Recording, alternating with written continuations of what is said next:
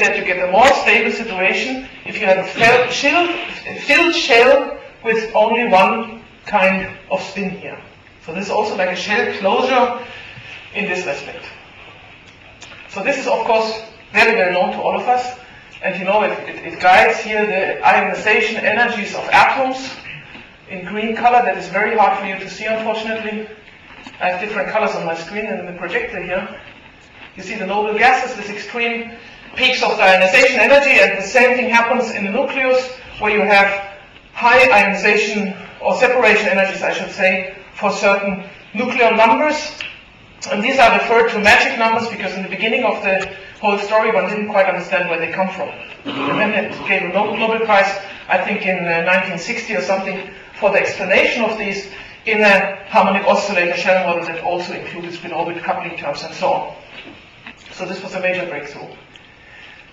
Then, in the 80s, and a very important thing for nowadays nanophysics and microstructure physics happened, namely that was the first time that people were actually able to make such systems artificially in the laboratory. What they were doing is to take a little oven, put sodium into it, heat the sodium, and expand an inert carrier gas through this oven, through a very tiny little nozzle. And just like you have a can, for example hairspray, you spray and you get these little droplets, sodium also forms little droplets, so-called clusters, right after the nozzle. Then you let these clusters expand, and you'll see that only certain amounts of atoms per cluster survive. Those are also magic numbers.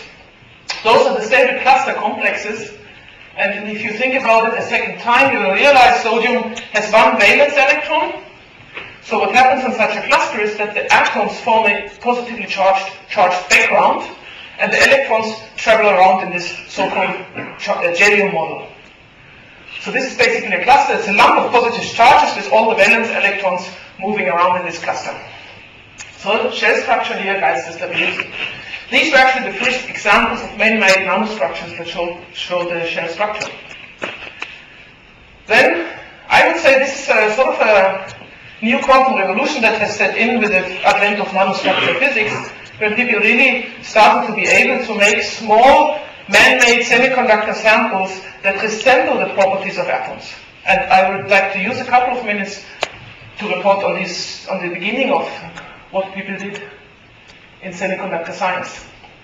You might have heard that when you put different semiconductors on top of each other, that just in the interface of the layer you can make a two-dimensional electron gas.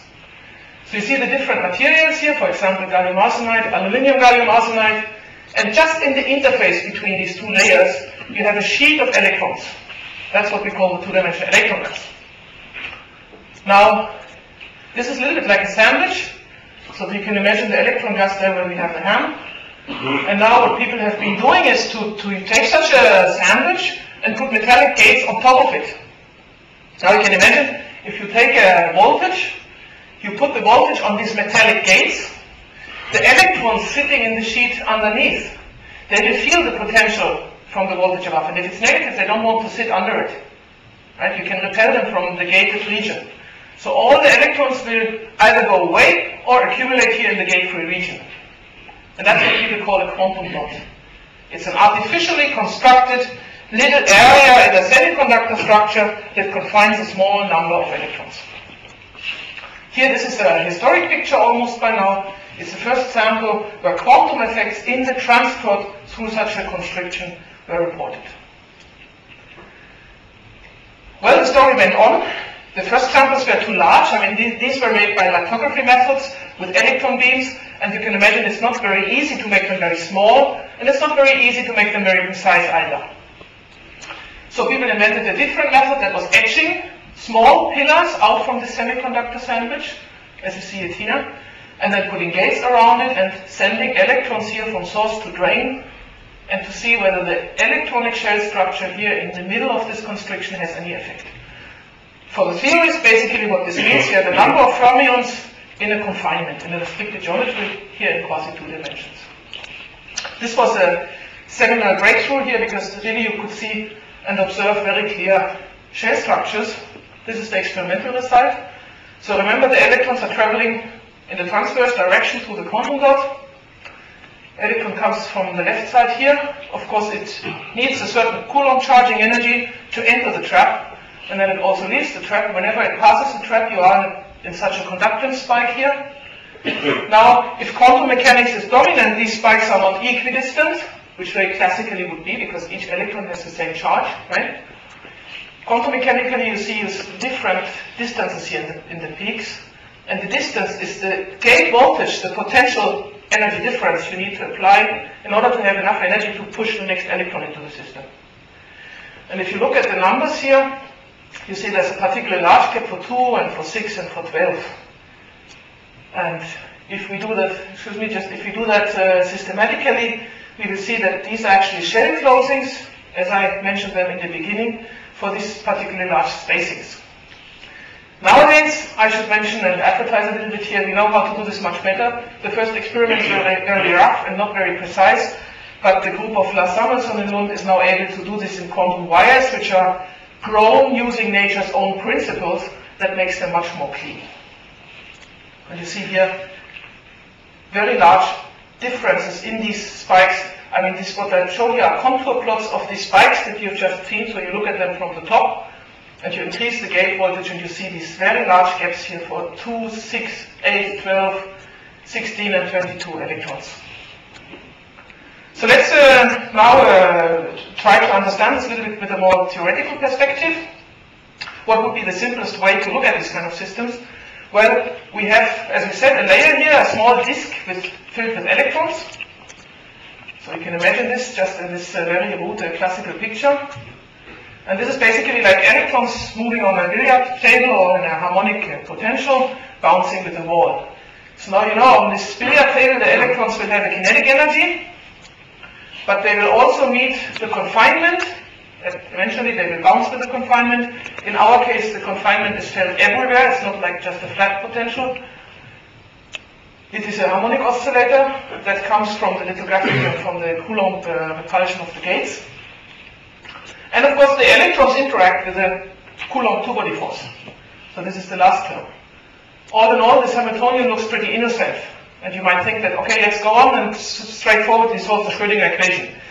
The real problem here is, it's a many-body problem because you have more than one particle. I mean, one particle, this is textbook example, you find it in every textbook of quantum mechanics. But as soon as you have 2, 3, or 4 particles, it gets really complicated to solve. You can do it analytically for 2 or 3 particles, but then you have to ask your computer. And I should say that even that is very difficult as soon as you want to go to large particle numbers or low densities, so to speak, to the very correlated regime. So we have to think about simple models to understand it and to see how we can at best use the theoretical apparatus that we have at hand today to make some predictions for experiments here and to understand the many-body physics of such simple systems. And actually the nice thing, in my opinion, about nanostructure physics, and nowadays also called atoms, is that they are really nice toy models that also force our theorists to think a little bit more deeply on simple structures. I mean, it's a very simple system. You take a harmonic oscillator and fill in 4, 5, 6 electrons. What is the ground state? And this is a simple system that I've been starting to worry about like 10 years ago, and we still don't have the full answer. So, just here to describe the experiment, you can do different levels of approximations. One celebrated level is density functional theory, and I don't want really to go into this, but you see that this really describes in a very nice way these measured additional energy spikes. You see that 2, 6, 12, and 20 have enhanced peaks, and experiment and theory here are really very nice. And you have Hund's rule acting in between, so like you have no spin, non-magnetic field shells, and then maximized spin in between the shells. So this is like in atoms actually. It's just the same than what happens in the periodic table. And that was the reason for physicists like some 10 years ago to call these artificial atoms. So this was a real milestone in my eyes, that people were now able to design in the laboratory systems that had atomic properties. Let's go back for our understanding to the simple harmonic oscillator. Now I just want to go back one more time to this Hund's rule. Here you see the angular momentum plotted as a function of energy. And if you start to fill in electrons, you do that, of course, respecting Hund's rule. Now if I have an orbital degeneracy, I first fill in one spin kind and then the other one, and again here. And if you count the electrons in these oscillator shells, you see the numbers are really the ones we have seen in the experiment. It's 2, 6, and 12 in this case. If you continue the story, you will get the next shell at 20 and so on. So far so good. These are two-dimensional systems. And of course, semiconductor people, they love to think about strong magnetic fields and quantum Hall systems. So it was very natural that in this area of physics, people started to worry about finite-sized quantum Hall droplets. Let's imagine what happens if you have now a strong magnetic field.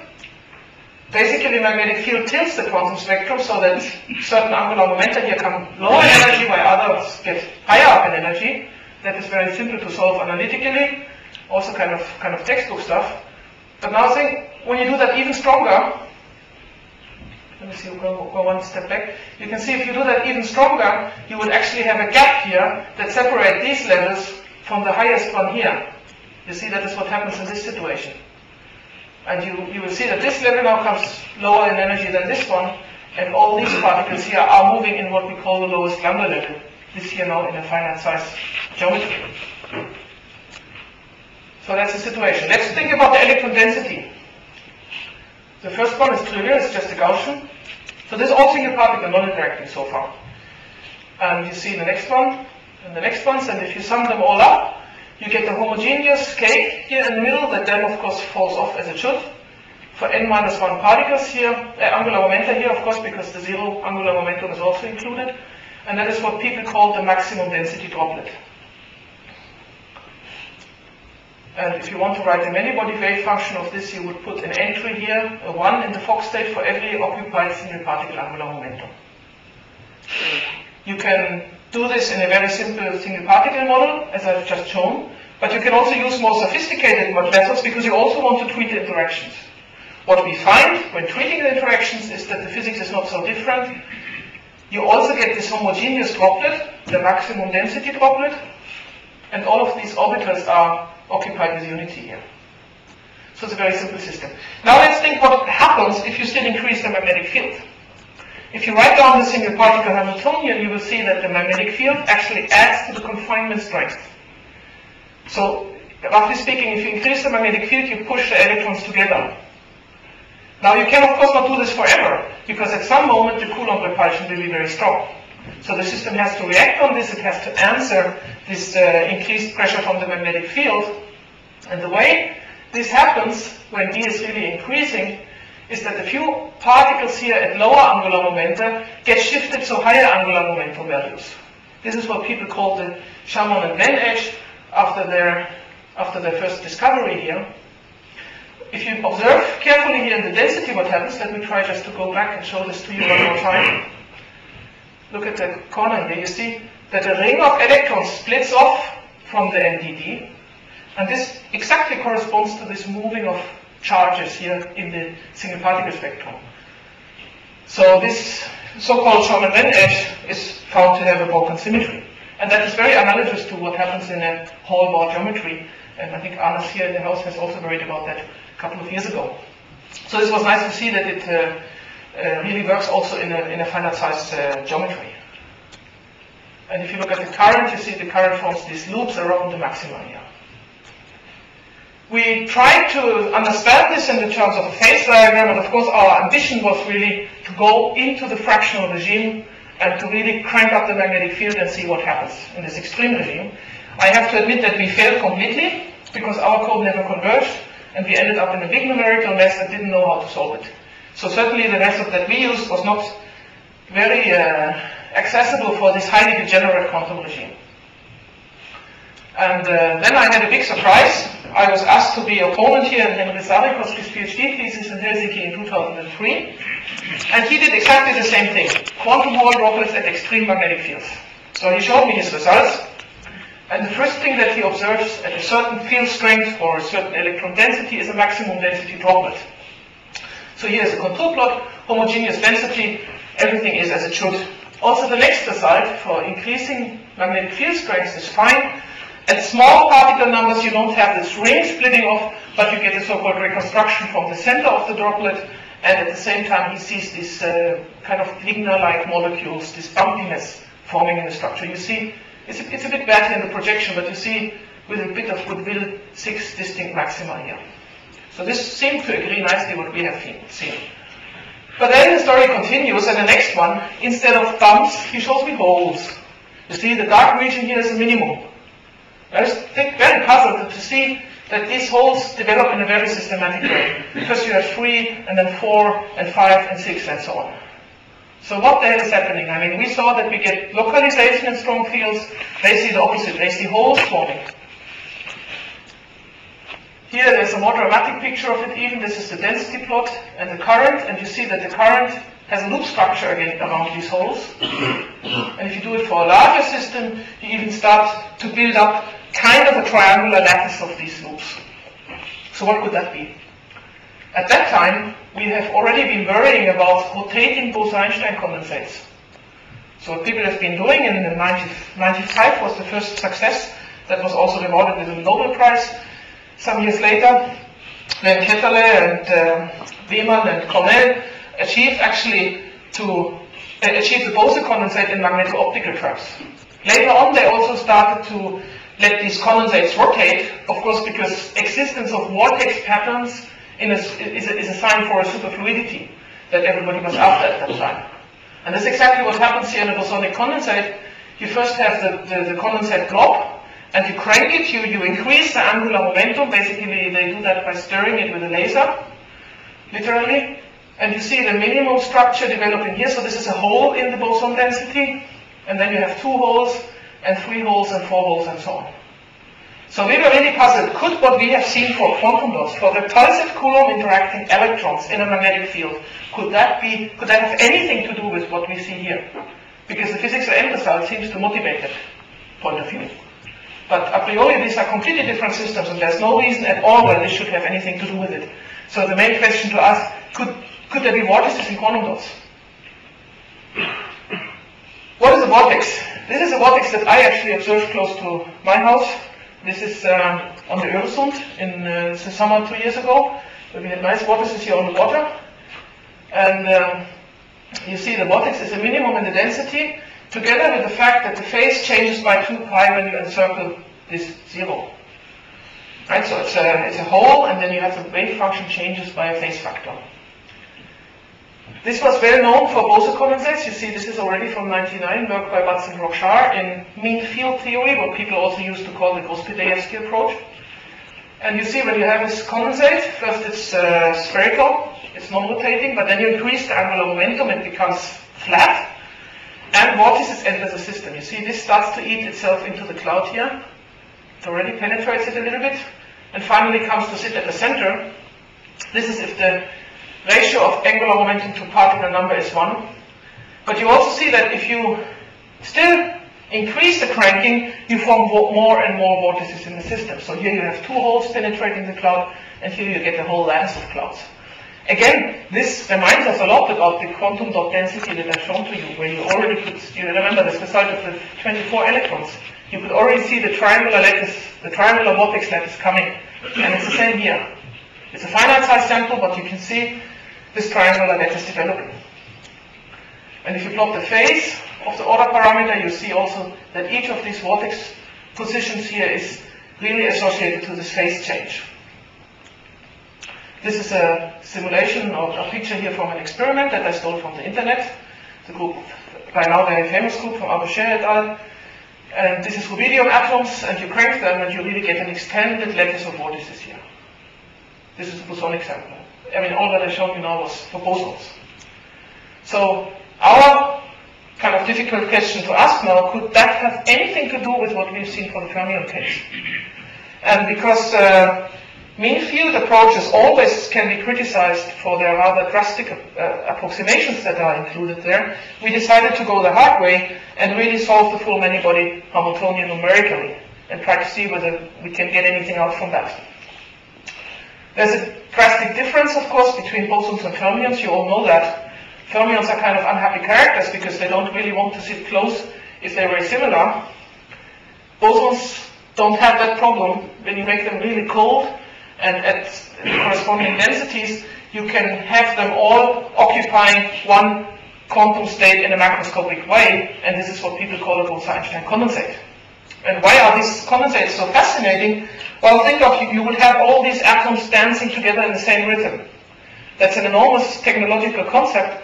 If you want to think it further, if one may even dream of starting to exploit this technologically. And I can maybe just make a comment.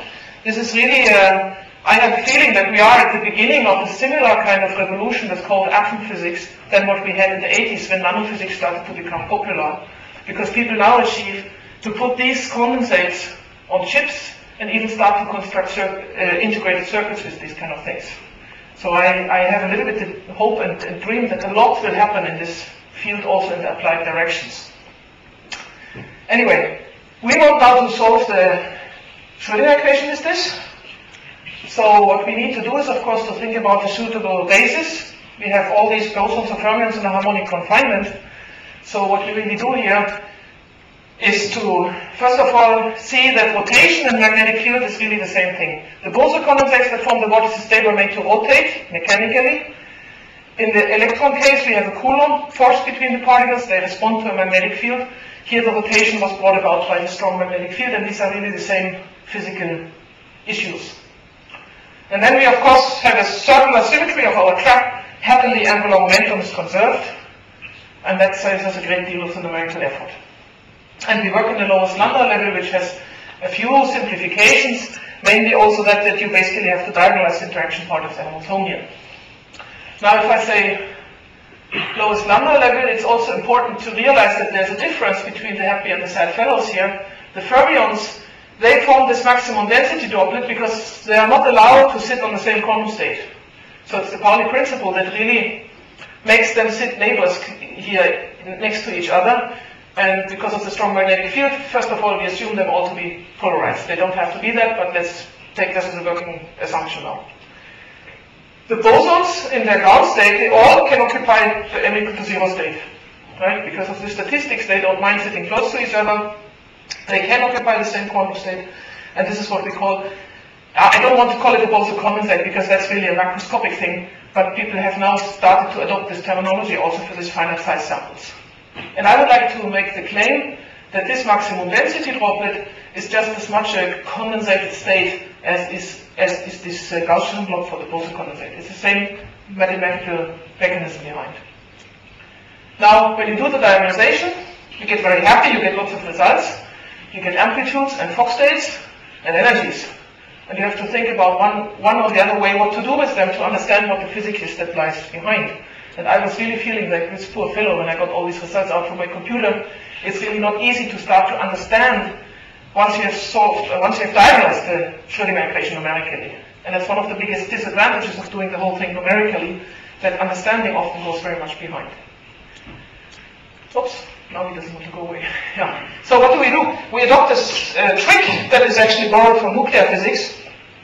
Nuclear physicists always plot the energy as a function of angular momentum for rotating states of the nucleus, and they call it the Irast spectrum because they want to ask what is the highest rotational state for a given energy. So this was a very successful concept in nuclei, and we thought that maybe we can try it also in this case. So we plot the spectrum as a function of good angular momentum.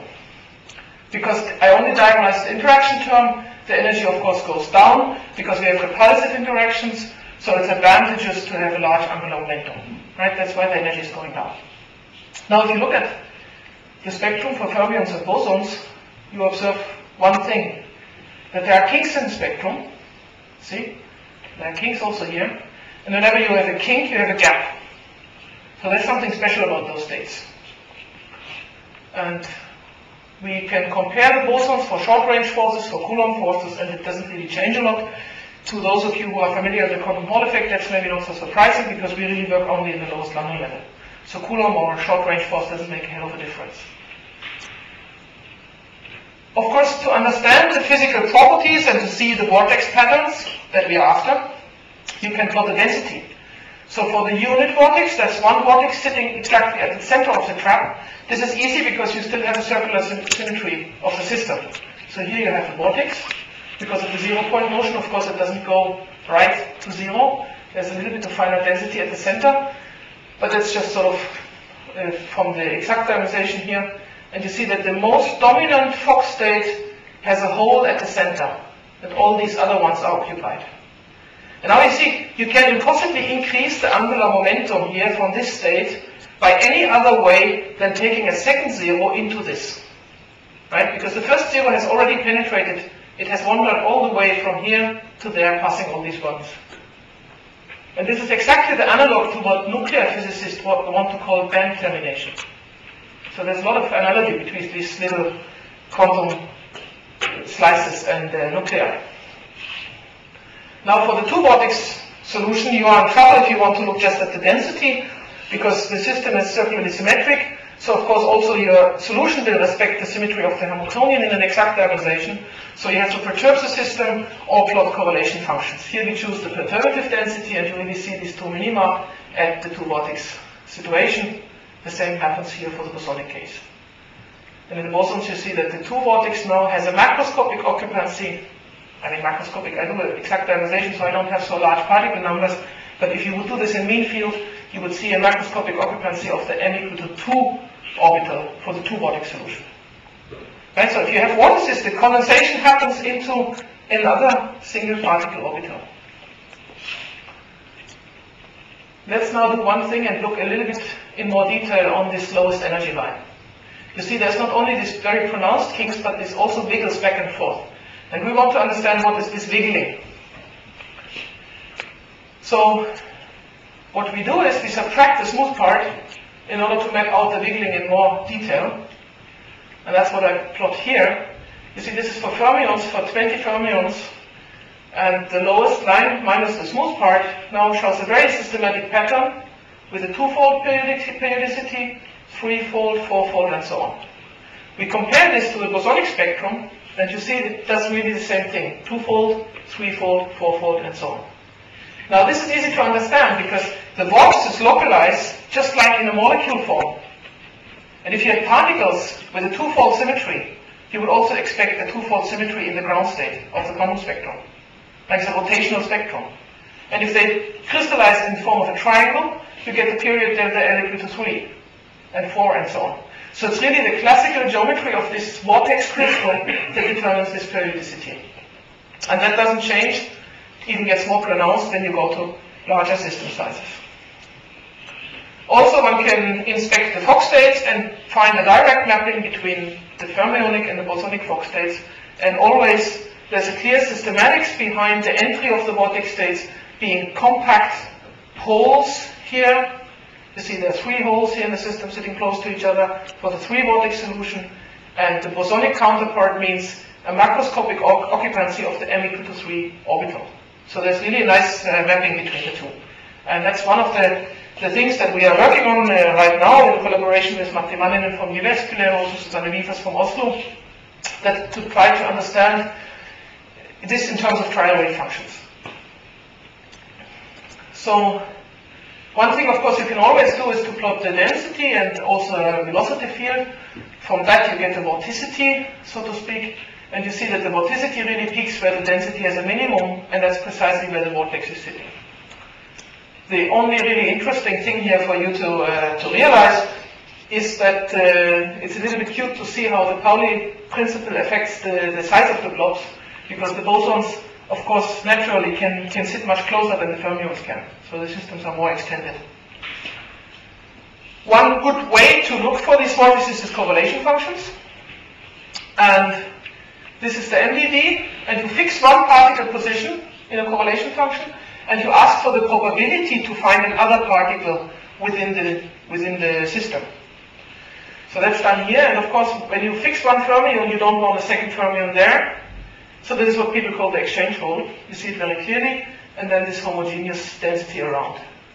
If you do that for a four-vortex solution, you see this gets a horrible angular momentum here because you have many, many particles. And you first have to excite out from the MDD, and if you remember the MDD, that already has a very sizable angular momentum. But you still see this very regular array of holes here at the boundary around the MDD. Now we want to realize or imagine a very simple thing. We've seen that the vortex patterns are always related to these compact holes penetrating the MDD. This is the leading contribution here. So now one might just be very brave and say, why do I need to diagonalize 4 particles? I can just do the opposite game and put zeros everywhere here and put ones there, and then I have only 3 particles to treat. Of course, these spaces are mirrored to each other. You don't save anything on the computational effort, but as I will show you, you can certainly save something on the understanding. So that's what we do. We look at the same state for holes. You see I put 3 ones here where I have zeros here, and I discard the rest because that's unphysical. And I plot the correlation function, and this is now the whole correlation. So you fix one hole, and you look at the probability to find another hole, and that is maybe a little bit mathematical trivial game, but you see still that this corresponds very nicely to the solution in the particle-particle correlation that we've seen before. And we do the same here for the bosons, and you see also this 4 geometry, this square geometry of the matrix lattice. And now, one could be a little bit more brave even, and say, now that we know that we get vortex patterns, and these really correspond to what we have learned from a bosonic superfluid, what happens if I still crank the system, if I really let it rotate extremely fast? And that was actually a surprise to us. I mean, many of us will know that we enter also with bosons, the fractional quantum Hall regime, if you just let them rotate fast enough. I want to show you a little bit different thing here. Oops. This is the 3-particle spectrum with Coulomb forces at extreme angular momenta, and if you look at the Urast line and its oscillation pattern, you see a very regular oscillation with a period of 3. And if you plot the correlation function, this is now a particle-particle correlation. You fix one point here for 21 bosons. You see, you get a triangular geometry. So they localize. It's like a Wigner crystal. And the same happens here for the fermions. And actually, there's not so much difference anymore between the bosonic and the fermionic system. That's a little bit trivial, but it was a nice anyway to see it, because when you really crank it fast, all that it costs is actually angular momentum. I mean, the angular momentum eats up the kinetic energy, right? So you're basically left with the interaction parts here that start to dominate, and that's where the crystallization comes from. And once they crystallize, it's not so surprising that the statistics doesn't play a role, because you see these really don't have any overlap any longer. And the same happens for larger particle numbers. Here you see the 6-fold geometry, and you see that both the classical geometries of the Wigner, finite size Wigner crystal also occur in the bosonic case. That was nice to see. I should just make one comment now. I don't want to really expand on this, just to inform you that you can drive this particle-hole analogy a little bit further and see that actually also the vortices crystallize in exactly the same way than the particles crystallize, and there's really a mapping between the hole states for the vortices and the particle states and the localized states for the particles. So particles at extreme angular momenta localize in the same way that vortices localize at moderate angular momenta, and there's a mapping between the two. So this is still 7 boson system. I think we can go a little bit faster for that. The last thing I want to show today is what happens now if you go a little bit away from the harmonic trap and you start to make the bottom of the trap anharmonic. This is now for fermions. It has been done for bosons first, and one could see actually that making it a hard wall geometry, all the vorticity lumps together at the center of the trap, and you get what people call the giant vortex. And that has a certain phase diagram, and you can see that these giant vortices come very systematically. Those here are single contrast vortices, but then if you increase the flatness of the potential, you get these regions here where you have multiple contrast vortices in the center of the trap. And again, the nice thing about this is that it really happens in a very similar way to what we know from the bosonic system. So the present summary of knowledge here is really that the fermionic particles under rotation or strong magnetic field behave just as the bosons do. And that puts very much into question the saying that the existence of vortices would be a proof for superfluidity. And I mean, this is really something that I don't know the answer to. I don't know how to interpret this. It's a kind of dangerous statement that I hardly dare to make, but I don't understand how Coulomb interacting electrons can actually behave in the same way than the bosonic superfluid does.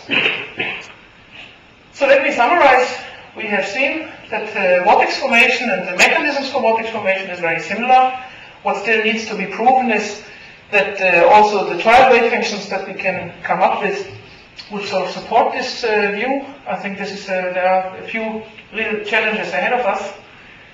We have seen that vortex localization can be understood as Wigner crystallization of holes, so they behave just in the same way that particles do, and that holds both for fermions as for boson systems.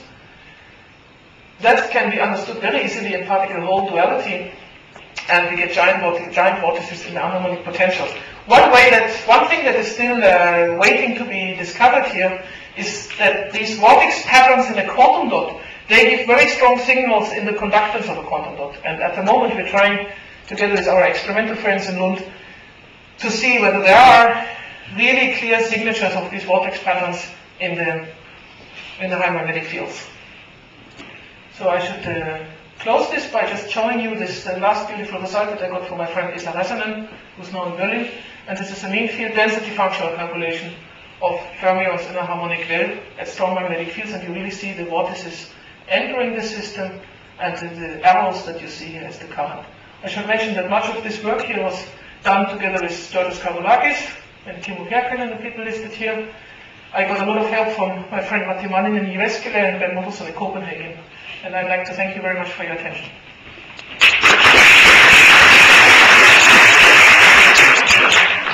Thank you very much. Very nice presentation. Other questions, comments?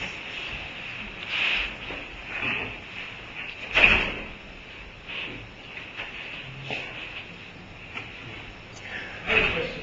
There was a lot of activity at Nordic and elsewhere on quantum chaos in the 90s and so on. Has any of that been useful in the systems afterwards?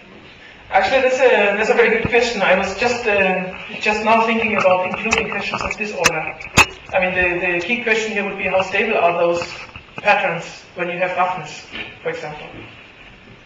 I mean, we haven't been looking at that, and I'm not aware of. I mean, this is basically. I mean, there was no quantum chaos issues involved in this.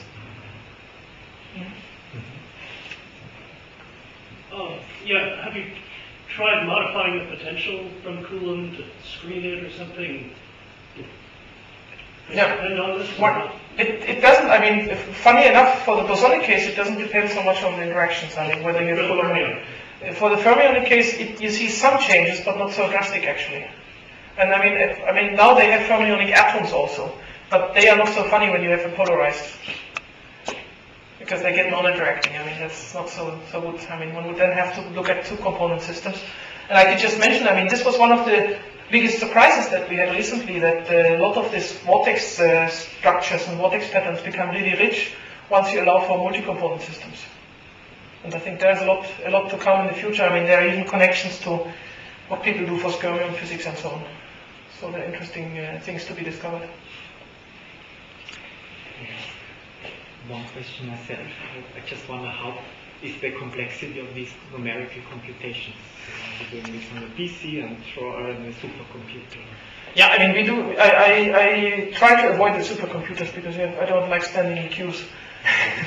Much of this is actually done on PCs. Okay. So I mean, it depends on what you want to calculate. I mean, as soon as you crank up the angular momentum or the particle number, it can easily become too large to be treated, and then you have to consider truncations and so on. And that's actually one of the things that we want to do presently, is to go beyond the methods that we have available from today and to learn from nuclear physics about shell model calculations and how to use, for example, free body forces in order to be able to truncate more efficiently and so on. I mean, I think we can learn a lot still from that community to make this more efficient. Other further questions? Comments? So, all right, let's thank you.